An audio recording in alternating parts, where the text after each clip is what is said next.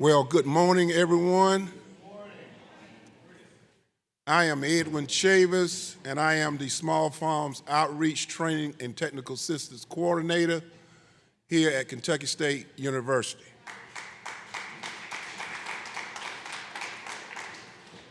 I will be presiding today. First, I would like to welcome you here at the Dr. Harold R. Benson Research and Demonstration Farm. Thanks today for attending our Kentucky State University 27th Annual Kentucky Small Farmers Conference. We have a few conference announcements. Please use the QR code on the tables to sign in for this conference. There will be a drawing at lunch for the winner. I say that again. Please use the QR code on your table to register, to sign in. You've already registered, but we want you to sign in. Okay? Now, also, our graduate students here at Kentucky State University have a survey, and it's entitled Perceptions for Adverse Weather Events. And it's going to be as you go out toward our restrooms. But if you would be so kind to assist them, and you could pick up one from them, or you can use a QR code. Now, also, we would like to welcome the Small Farmers Leadership Institute graduates. They are attending this conference.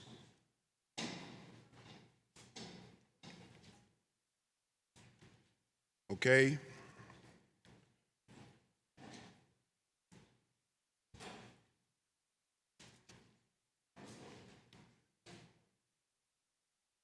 When you get ready for the farm tours this afternoon, please board the bus that you signed up for.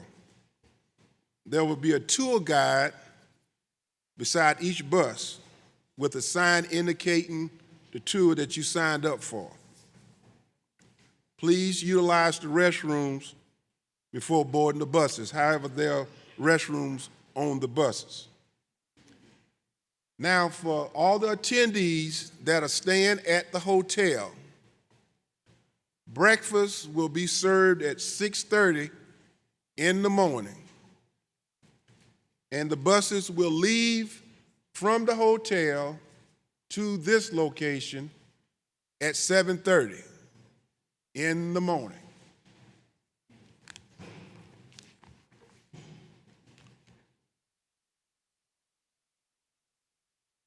Please stand for the posting of the colors by the Franklin County High School ROTC.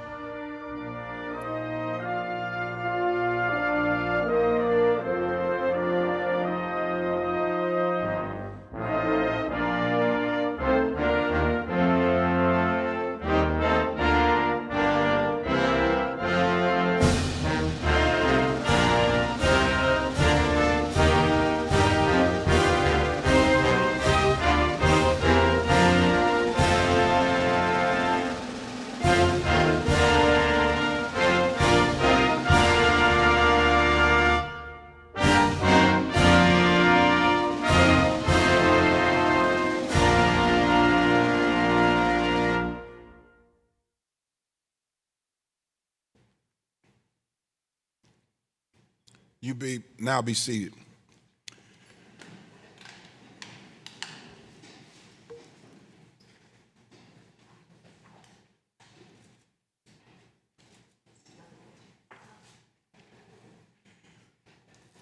We will now have welcoming remarks from Dr. Marcus Bernard, Dean of the College of Agriculture, Health, and Natural Resources, and Director of Land Grant Programs here at Kentucky State University.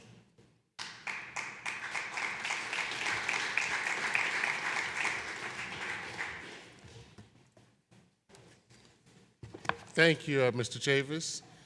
I'd like to welcome everyone to the 27th Annual Kentucky State University Small Farms Conference. We are excited that you're here and what we're going to cover over the next few days. Do we have any elected officials in the room? What about government officials? Can we see a show of hands? Thank you for coming out and being with us today. Do we have any farmers in the building? All right, thank you. And to all those that planned, worked on the committee, and have supported pulling this conference together, could you show your hand? We really appreciate all you did to put this together. I'll be brief in my remarks. One of the most striking things that I've heard over the past week and a half, I believe it's been, is something that I say is the only constant in life, and that's change. Change is the only constant. Anybody familiar with what was the Farmer's Almanac? And you see what in a little over 200 years has happened, that they're going out of publication? You know, I chose to go into agriculture because I knew as long as people have to eat, that I'll always have a job, an opportunity, be able to start a business or make a difference in the world. Well, I've come to learn and see over my life just how change can impact all of us. And as many of you know, especially the farmers in the room, change happens. And if we don't change with that change or make adjustments or modifications, we can be like what happened to the almanac, Farmer's Almanac. And that's not the future that we want for our farmers in Kentucky or in this country, in the world. We know how important you are. And so I task my team and I ask you for your full engagement during the conference. And as my president would say, don't be easy on us. We are here to serve farmers and communities in the Commonwealth. And we can only do that with your engagement, your feedback, and helping us or holding us accountable for speaking to and serving the needs of the farmers and the communities in this state. You are very important to us, and we want to make sure that we're on top of our jobs. So I thank you for being here. I look forward to a great conference, and welcome.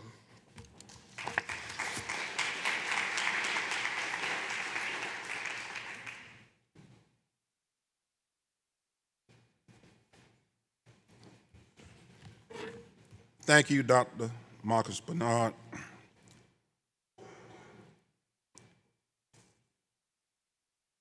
Our next presenter is Mr. Bill McCoskey,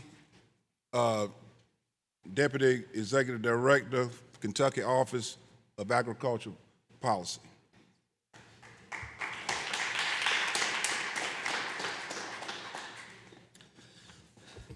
All right, good morning, everybody. I want to commend KSU for putting on this conference, as well as the farmers being here. I know a lot of you have your day job and you're here, so you're taking off from work. Like my friends back here from Tollsboro that are commuting between the Tollsboro and Cincinnati. I've got a co-worker here, Landon Peach. Where's Landon? He must be out. All right, Landon back here. So he's the one that does all the work. I'm just a pretty face, okay? So yes, what does Bill McCloskey do? For 25 years, I've had the good fortune of working with the Ag Development Funds. What is the Ag Development Fund? That is funded with the Master Settlement Agreement.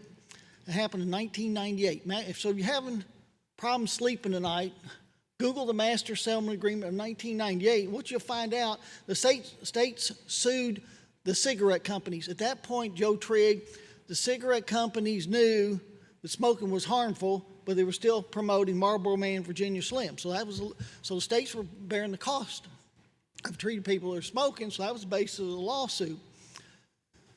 As a result, the cigarette companies have agreed to pay the states based on what the national cigarette sales are and payments to states based on the population of the state.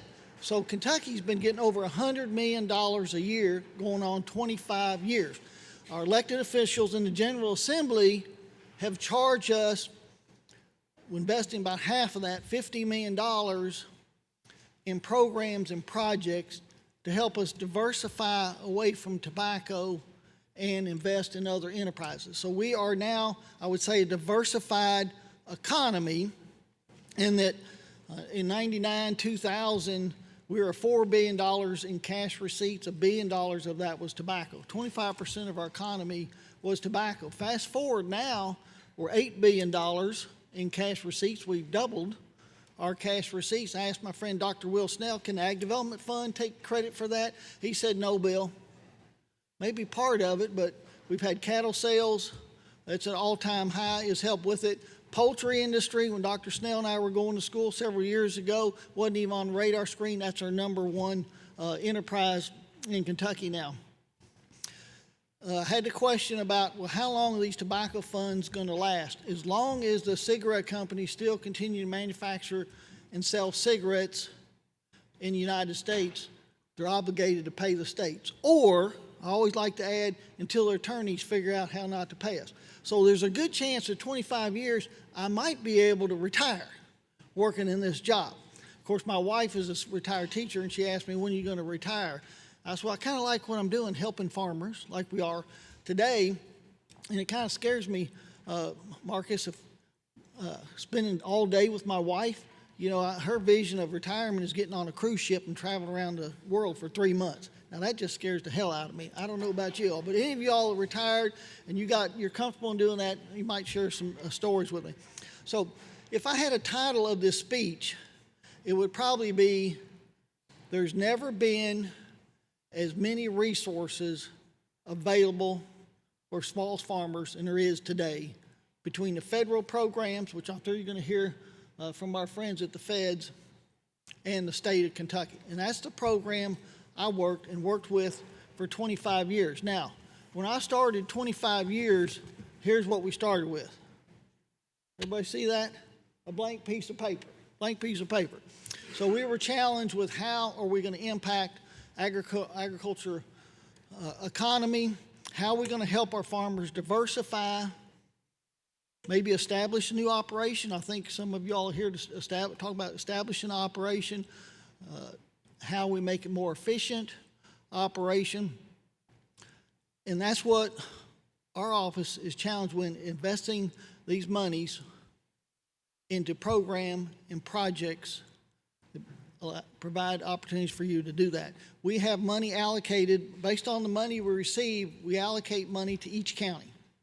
I've been talking to my friends in Jefferson County. Jefferson County gets an allocation of funds. I want to talk more with them about how they can tap in to the county agriculture development funds in Jefferson County.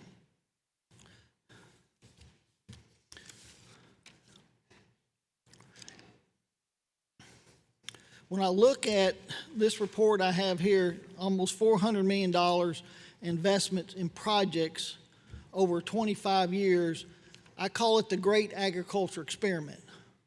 It's like going down memory lane when we look at how we invested the money to help you all as producers. Everybody's familiar with the Kentucky Proud program. That's funded out of our office with the Department of Agriculture. Kentucky Horticulture Council, we have representation here. They're funded with Ag Development Fund. The Kentucky Dairy Development Council, while there's probably not a lot of producers in here, there may some of you be involved in value-added processing on the dairy farm. KCARD, Kentucky Center for Agriculture and Rural Development, business planning, funded with our Ag Development Funds. Let's not forget Kentucky State University and their small-scale grant program. Where's Joni? Works with that program. That's funded with Ag Development Funds, and they're on the agenda this Friday with the Ag Development Board. By the way, the Ag Development Board meets the third Friday. I like telling everybody, I'll tell you where I've been for 25 years on the third Friday of every month, getting humbled by board members like this guy right here. He's on the Ag Development Board. Anybody who works with boards know what I'm talking about. And so they're on the docket for a $1.4 million award to continue the small-scale grant program. So I'm here to tell you that program is going to continue for at least another 2 years. So, Kentucky State University is doing a great job with that program as well. Community Farm Alliance, I think Marissa is going to be here to talk about funded with Ag Development Fund. Kentucky Highlands Investment Corporation, Michael Hayes is here. Raise your hand. He manages a microloan program, $10,000 producer at 1% interest available. If you're looking to graduate from the grant side to the loan side, he can help with it. And there's no rumor that it's going to take your first child as collateral, but he will look and see what you have as part of the loan. Grow Appalachia, Berea College. We've got them here. I think I saw them out front. They're funded with Ag Development Funds. Creation Guards is a food distributor operation in Louisville, working with farmers to market their product. Do we have anybody here from UK, the Food Connection? Dr. Ashton Potter. They're there to help you as producers once you go maybe beyond the farmers markets. And farmers markets is a priority of our board. Over 70 farmers markets have been funded with Ag Development Funds. So I would say most of your all's counties have a permanent farmers market structure where you can start out, market your product through a permanent structure, and then if you want to graduate on to working with the UK Food Connection, they can help you get connected with an institution or restaurants. The Kentucky State Beekeepers Association, I'm sure there's some beekeepers in here. Where's Dr. Tammy Potter? Where is Tammy? She's at another event right now. Okay. I don't know anybody more passionate about the beekeepers industry than Dr. Tammy Potter. Kentucky Association of Food Banks has been funded. Kentucky Sheep and Goat Development Office is also funded with Ag Development Funds. So I'm sure if you're raising any sheep or goat, you have a connection with the Kentucky Sheep and Goat Development Office. One of the things that I've come to appreciate about the Ag Development Board is the ability to identify an issue and to address it. I mentioned the farmers markets. We want every county, the Ag Development Board Marcus wants every county to have a permanent structure if they can find matching dollars up to half the cost, up to $250,000. During COVID, when consumers were scrambling to buy meat products, we were able to identify 83 meat processors in the state. Say, hey, we've got some funds to help address the bottleneck in your operation, to be able to help any farmer that has a direct-to-consumer marketing program, because you can't sell to a consumer your meat products unless you have access to a meat processor. we were able to roll out a program and provide funding for 43 processors in the state to increase the harvest capacity. Of course, right now we probably have an overcapacity, right? Because cattle prices being what they are, anybody has a direct consumer marketing program may just say, hey, it's more advantageous or beneficial or economical to take them to the stockyards. One of our recent programs is having access to a large food animal veterinarian. If you've got livestock, you probably understand the need to have access to a veterinarian. We have a program available to help veterinarians upgrade their handling facility at their operation, or maybe upgrade their vehicle to be able to provide that on-farm service. So again, the Ag Development Board, identifying issues, has the ability, I call working for government, warp speed, to be able to say, hey, we got a need, we can address it.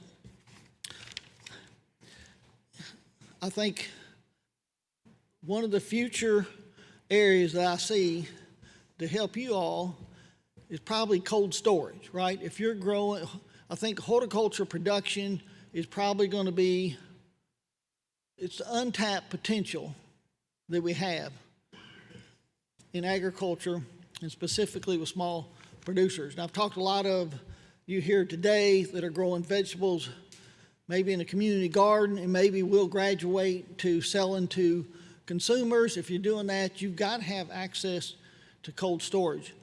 This is, again, I think the future of agriculture in Kentucky is the horticulture side, vegetable production, because why is it so challenging to grow this enterprise? What's the saying? If you don't sell it, you smell it, right? So getting it marketed, it's not like livestock, it's not like grain you can take down to the elevator or take to the stockyard and sell it. If you don't have a market, you're probably not going to reap any benefits of it.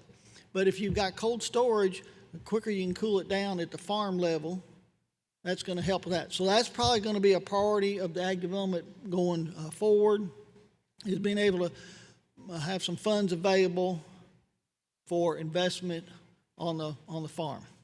All right, so I'm going to wrap up here. I'll be glad to take any questions, but I'll close with saying there's never been more resources for small farmers here in Kentucky than there is today, and I expect that to continue going forward.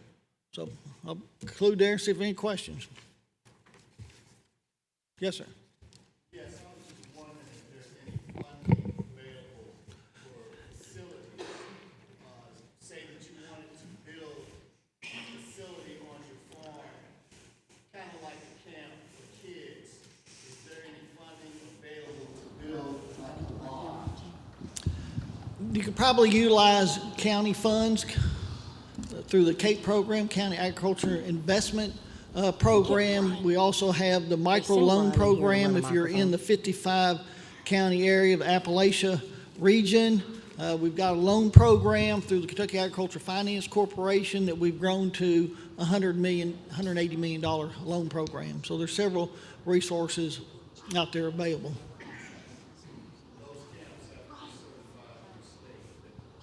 As far as I know, that's not an area that I work in, so, but that sounds like most likely if you're going to be involved working with youth that you're probably going to have some certification. Yes, sir. Do you have any plans on expanding resources or working with urban farmers? I know you talked about community gardens, but what about people who may want to, you have a lot of urban farmers, and sometimes there are barriers for those resources because they're in an urban area. So are there any plans to kind of try and remove some of these barriers and make things more streamlined for urban farmers? Well, I think there is a priority on urban farming with Kentucky State University. There's a group back here. Raise your hand back over here.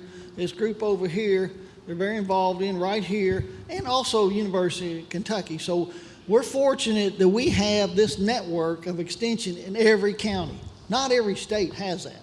So that's one thing.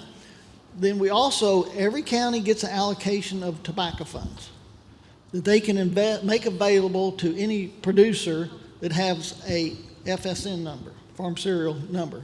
with USDA.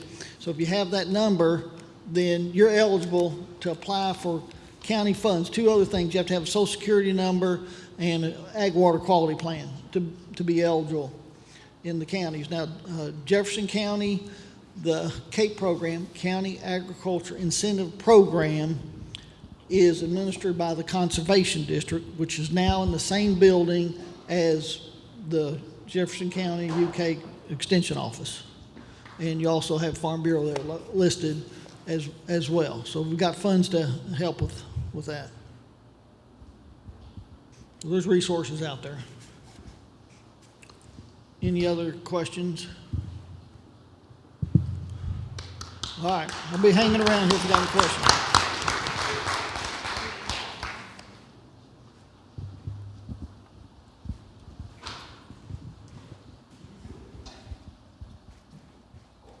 Where's that right? That's right there. He wasn't there a minute ago.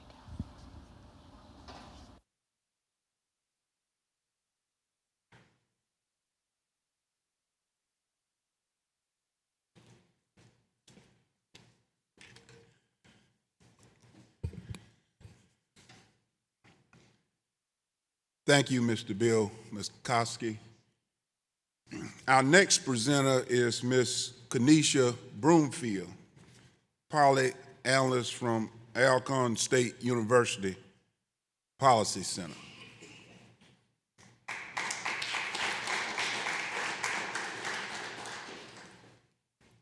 All right, good morning. Y'all a little quiet in here for me. I'm from Mississippi, so we do things a little louder. All right, as Mr. Chavis said, my name is Kenesha Brumfield, and I serve as a policy analyst at the National Policy Research Center. You all may have formerly known the Policy Center as the Socially Disadvantaged Farmers and Ranchers Policy Research Center, located at Alcorn State University, but we've recently undergone a name change. So now it's a little shorter, a little simpler, still as sweet, but that's the National Policy Research Center. I stand before you today in the absence of our executive director, Ms. Alora Spate, who was actually scheduled to present at a different conference. So she gave me the opportunity to present here and talk policy. Now, it's very difficult, if anybody knows anything about policy, to come up after someone was talking about dollars and cents, right?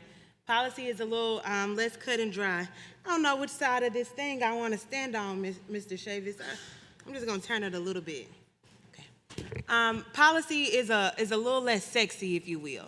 We're not really talking about dollars and cents, but we are talking about how you get there, right? And so to answer your question, you had a question about urban ag and what is happening on the funding side, and are there funds available for urban producers? Well, that's one of the areas that we study at the Policy Center among the 6 buckets that I'm going to share with you all in just a moment. Now, I promise to stay within my allotted time. So a little bit about the Policy Center. The Policy Center was established in the 2014 Farm Bill, and the Policy Center was established to be a place where we would study the effects and impact on ag policy as it pertains to farmers across the nation, but with a specific and particular emphasis on those farmers in the Black Belt and Appalachian regions. So that is what our work specifically focuses on. Now, I get really excited about policy, as many of you all will see tomorrow when we're talking about the Farm Bill. But to keep things short and sweet, we really focus right now on 6 priority policy areas. We began in 2015, because it was established 2014 Farm Bill. We began first with 4 priority areas. That was the impact of current agricultural policy on farmers nationwide, land loss among select farmers and producers, participation, or the lack thereof, of farmers as it pertains to USDA programs and services, access to resources, which we later expanded to include access to technology, access to credit, and access to capital. And more recently, we expanded our research priority areas to include youth programs and the pipeline so that we can have more ag workers and ag professionals, and then also community and urban agriculture. So I got really excited about that particular question. Since that time, we have focused on developing what we call policy recommendations at the federal level that can then be tailored as it pertains to your particular or specific state and locale. Let me give you an example. If one of our recommendations, I don't have to say if, actually let me just go to it, right? And I'll share what that particular recommendation is, right? So you asked, and I'm gonna just pick on you a little bit, but not too much, because I'm from Mississippi, so of course we're nice. We're the hospitality state. Say that again. Really, I'm a Tougaloo alum. I love it. Okay. So urban agriculture, right? If that's what we're talking about, amongst our 13 other recommendations, our recommendation for urban ag at the federal level is to provide funding to enable cities to better support urban producers by creating an overall plan for urban agricultural growth. This would include establishing separate programs and authorities specific to urban farmers and communities. Then it goes into great detail, that particular recommendation, about how to do that, right? This is what the current policy looks like. This is how we can tweak it to be a little bit more specific and usable for urban producers. Then what we do at the Policy Center, to the extent that we're invited to do such work, we'll go to conferences such as this, and we'll say, here are our overall policy recommendations. How can we help you communicate these recommendations in a way that is helpful to the people here in Kentucky, for instance? So I've shared with you our 6 core policy priority areas. I've shared with you one of our many recommendations, one of our 13, and then tomorrow we'll go into more depth and detail about the work that we do at the Policy Center as it pertains more specifically to the Farm Bill and Farm Bill advocacy. One thing I have not mentioned yet, and I'll end with this, is a part of our work, and I think it's really the most important part, right? Because if you don't have friends in high places, then how are you really going to get these recommendations across? Well, we work hand in hand, not only with USDA, but also with congressional staffers. We have a policy cohort that we have created where we sit down, we talk about the recommendations that we have received and created by attending conferences such as this one, identifying any issue areas and anything that's working, and we say, hey, look, this is what we want to see in the Farm Bill, right? This is what we want to make sure is kept in the Farm Bill, and this program has not been working so well for farmers and producers. So can we tweak the language, or can we add more funding to the appropriations part of the process so that we are able to better assist farmers and ranchers across the nation? So I'm going to stop there, and I'm sure that you all enjoyed hearing about policy just as much as you did funding, but are there any questions?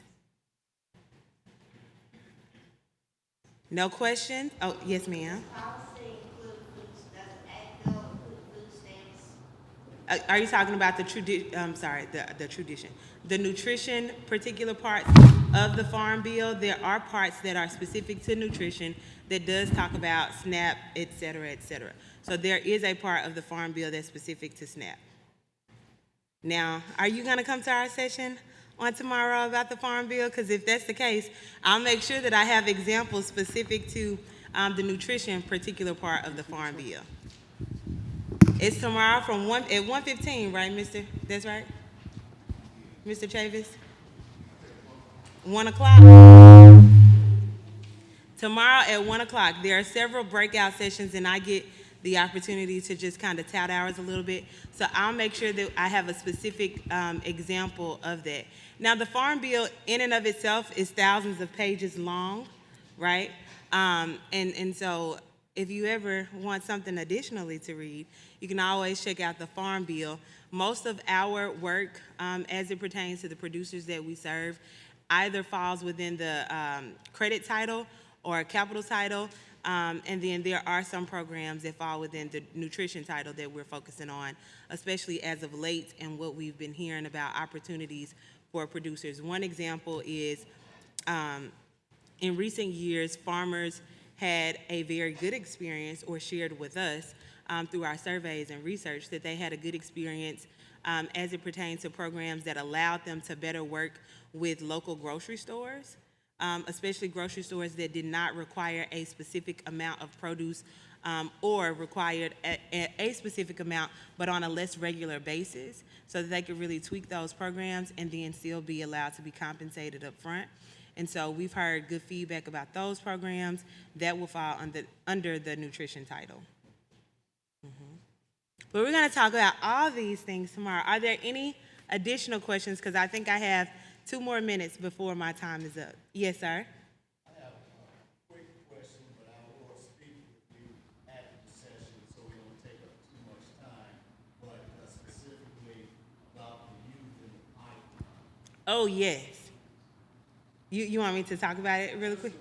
Okay, so as it pertains to our youth recommendation, I'm going to just pull it up really quick. I have all of our recommendations here, but I didn't want to pull them up because then I know I would have gone over time.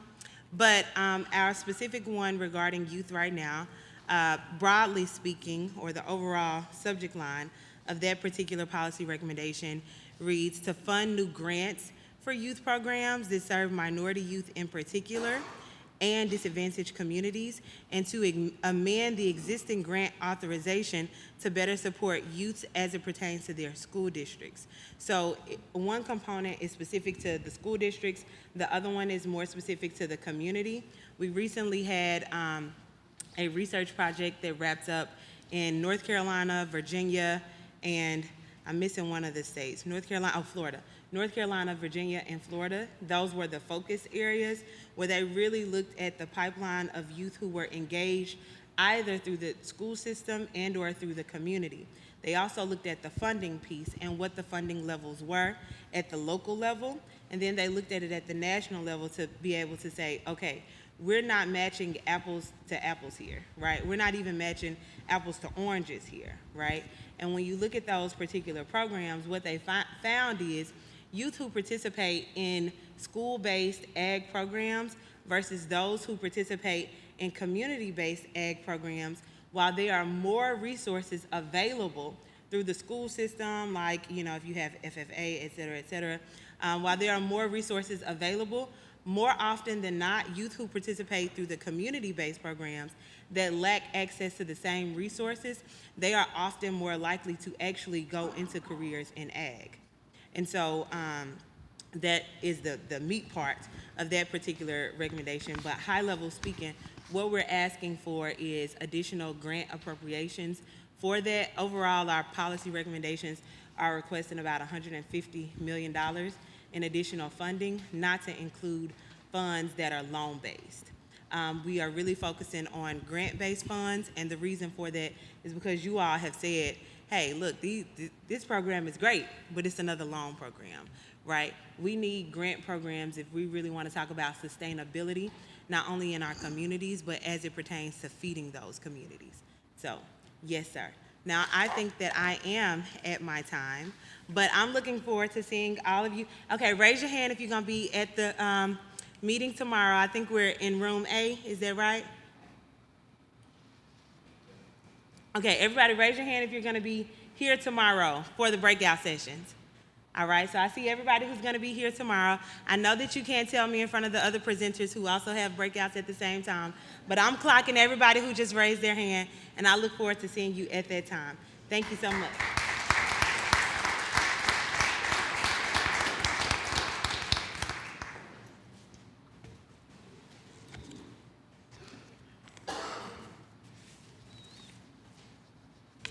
Thank you, Ms. Broomfield. Next, we have our USDA programs. We will first have presenter Mr. Eric Alness, Natural Resource Conservation Service State Conservationist.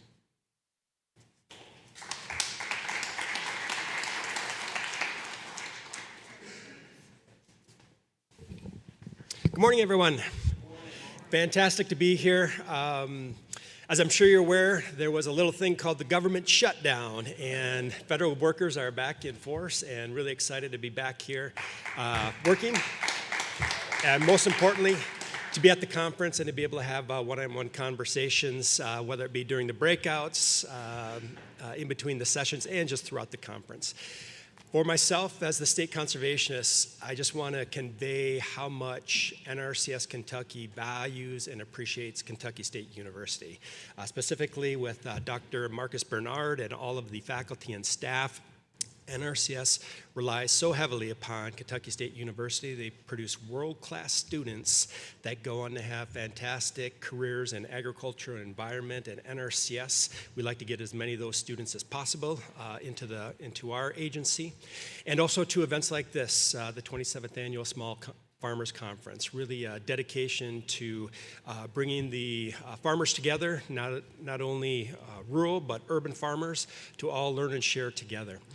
I want to just make 3 quick points, and then I look forward to the opportunity to speak with you later throughout the conference. And we have our booth, and we also have other staff present as well. So please, over the course of the next 3 days, reach out to myself or our staff, and we want to have those conversations to hear how your operations are going and let you know what we have available and give you any suggestions that you may hopefully find useful.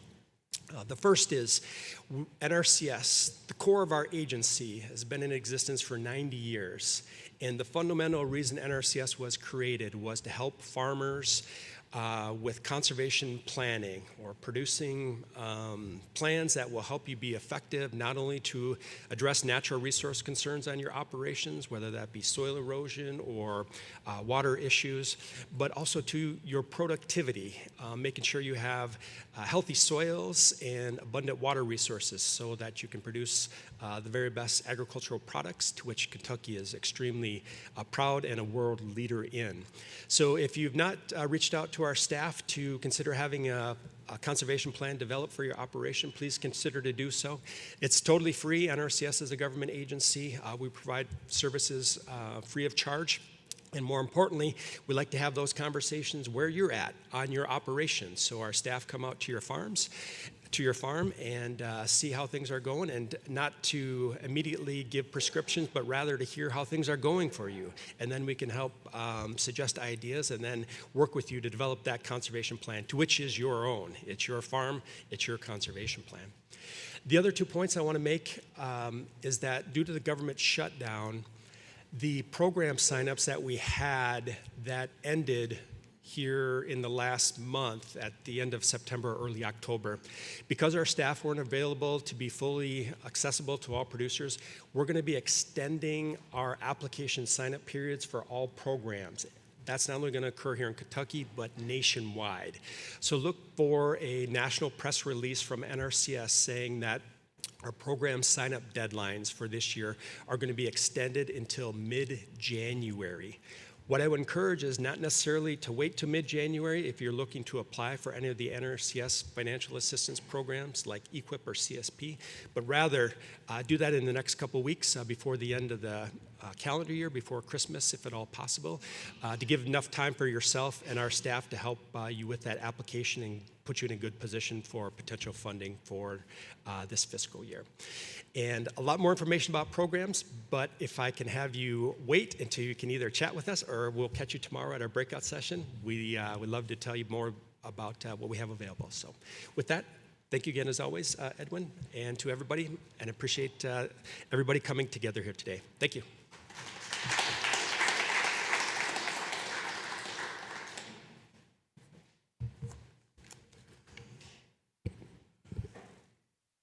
Thank you, Mr. Aldness. Next, we will have Mr. David Wayne, Farm Service Agency, State Executive Director.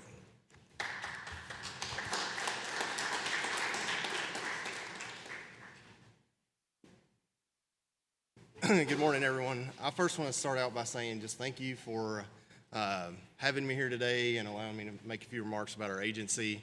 My name is David Wayne. I kind of want to tell you a little bit about myself because I think that you kind of want to think like, why should I listen to this guy? You know what he's saying to me. But I was born and raised on a small beef cattle and tobacco farm in Taylor County.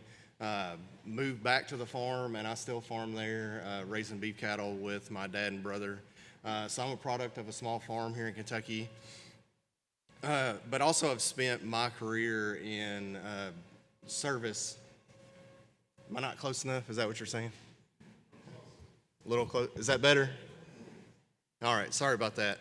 I've spent my career in service to agriculture here in Kentucky through different jobs, but I was with the Kentucky Department of Ag during the Comer administration, the Quarles administration, then had the opportunity to come to FSA in 2019 as a county executive director. So I've actually been behind the counter working with farmers such as yourselves, delivering our FSA programs and serving in that role. But came to the state executive director position in May of this year, so still fairly new to the position, but have that experience with the agency and the knowledge of our programs to help administer and deliver those to farmers such as yourselves.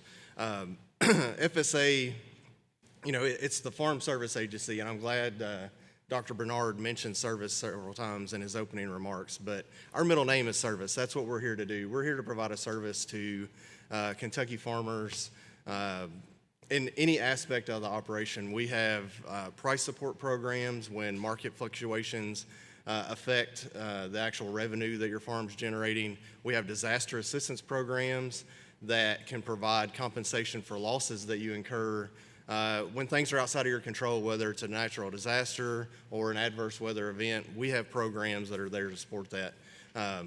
We also have a pretty extensive loan program, so anything that you may need funding for to help expand your operation, to help support part of your operation, to buy inputs, we have a loan program for that here at FSA.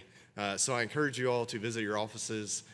This administration, through the leadership of President Trump and Secretary Rollins, we're focused on putting the American farmer first, and especially the small farmer. We know the small family farm is the backbone of American agriculture.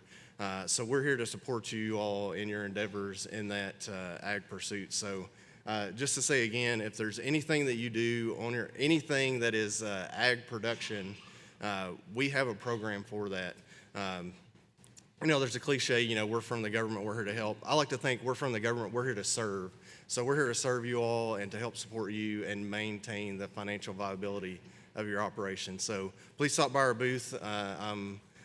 We have two very knowledgeable staff members here with me today, much more knowledgeable than I am, but we're all here to answer some questions and help get you the service and support that you need on your farm. And I'll entertain any questions if anyone has any. We are, as Eric said, we're back after 43 days of a shutdown. So FSA was unique. We actually got to come back October 23rd and deliver some much needed financial assistance to producers. Just to give you an idea of what we did during a shutdown, Secretary Rollins actually leveraged some remaining funds through our Commodity Credit Corporation. So we delivered, I think it was about $56 million to Kentucky farmers during a government shutdown. So that is kind of unheard of for FSA in our years of existence. So it was great to be able to do that for Kentucky farmers. Just to give you our presence for the state, we have 283 employees that are distributed amongst 64 service centers. 64 of those service centers, or 16 of those 64 service centers have a farm loan team. So we have a pretty broad coverage of the state of Kentucky and employees in place that are eager and willing to serve you all on your farms. You want to have any questions? If not, thank you. Stop by the booth. I know tomorrow morning, first thing, Angela is going to talk more in depth about some of the programs that we do have and how they may help in your operation. Thank you.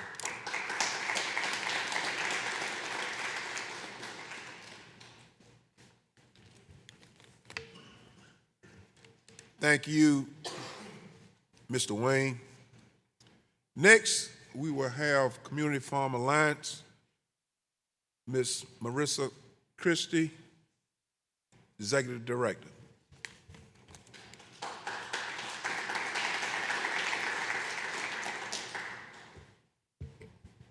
Let me adjust it for the short people without throwing it off. So I'm Marissa Christie. I'm Executive Director of Community Farm Alliance. Good morning, and thank you all for allowing me to speak here today. Thank you, KSU, for the partnership that we've enjoyed and the programs we've run together.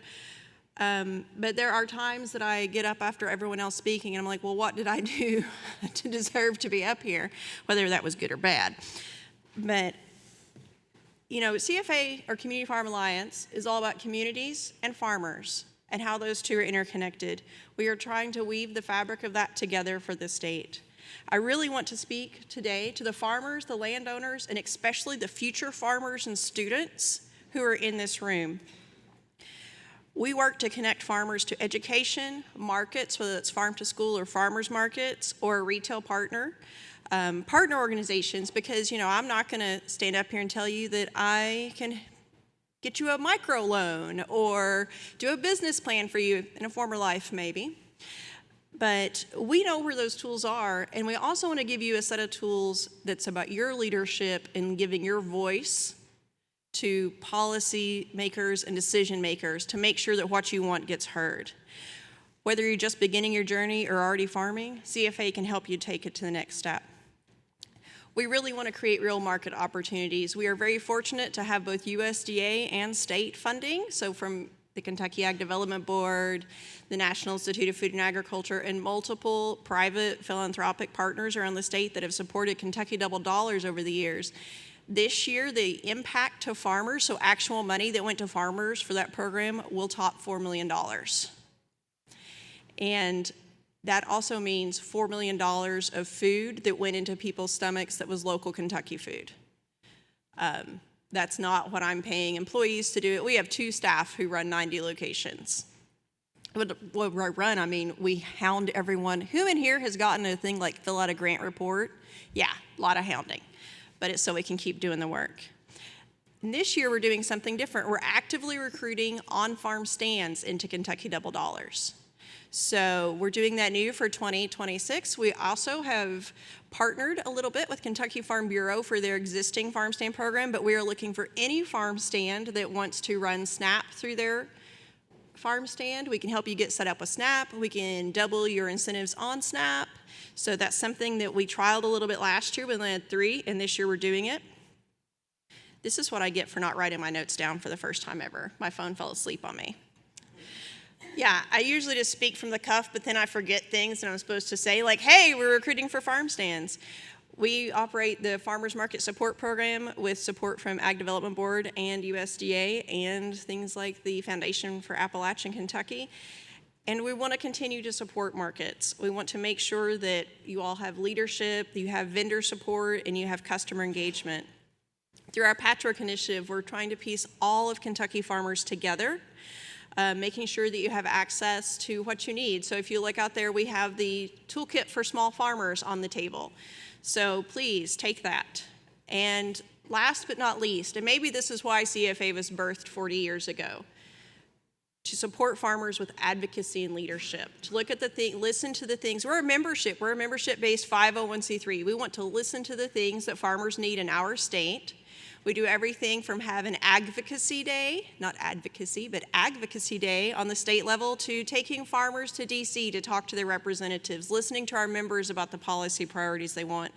This year, we're getting ready to have a state legislative session start in January, and we've been working with small groups for 6 months to say, hey, what needs to happen? Well, last year, we almost got a law passed that says that you can process your own poultry on farm and sell it.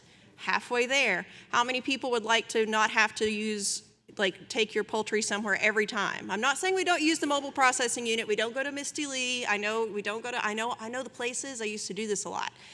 So not process the chickens. I'm very bad at processing chickens. You'd lose money. But how many people here would like to be able to process poultry on farm? I will. Man, you all are not interested in killing your chickens. All right. I guess you got eggs. You're just going to lay forever. All right. Let me tell you what happened last year, because this demonstrates your impact. This bill has been on the state legislature for 4 years, right? My representative has been, and not because he's mine, he didn't know me, but my representative has been putting it up for 4 years. Well, during Advocacy Day, that was one of the main talking points.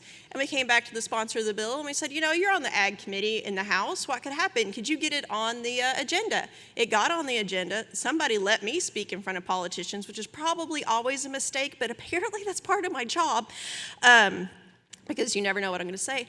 It passed the House with not a single dissenting vote. Do you know what kept us from making law? We just needed to get it on the Senate committee, okay? But you know what made that happen? I have legislators that don't know, who don't know me from Adam. I went to Frankfurt a total of 3 times during the legislative session because I am not a politician.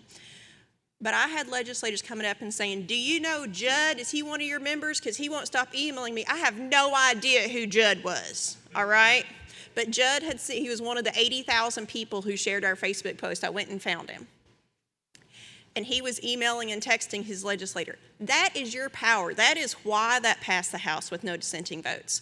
So join us. Come to our training session. She mentioned there's going to be a Farm Bill training session. Please go to that. We have a session tomorrow on risk management on your farm with Nia Rivers. Sandra Ballou Barnes will be here this afternoon through the rest of the conference. So join us. And the notes just went away. So join us in all that, because we want to help you not just understand how policy affects your farm, but how to use your voice. We want to help you make your farm more profitable by giving you more markets. We want to implement things that really help you on the ground, but if your voice isn't heard, then no one's going to know what you need to say. So join us. And if you want an easy way, just come out there, fill out a card saying what you want, and I will put it into the computer, and then it's on us to call you back. And good news, I have finally figured out after 2 years of being ED, I am no longer the responsible person for calling everyone back. That's a bad business plan, okay? I'm supposed to be filling out really boring grant reports and preparing to talk, apparently. But I want to thank you, because we wouldn't be here without you. We won't be here without the next generation of farmers. We won't be here without community supporters and farmers working together to making sure that people have a future in farming and a future with what they eat. I look forward to seeing y'all at the table to get an interest card.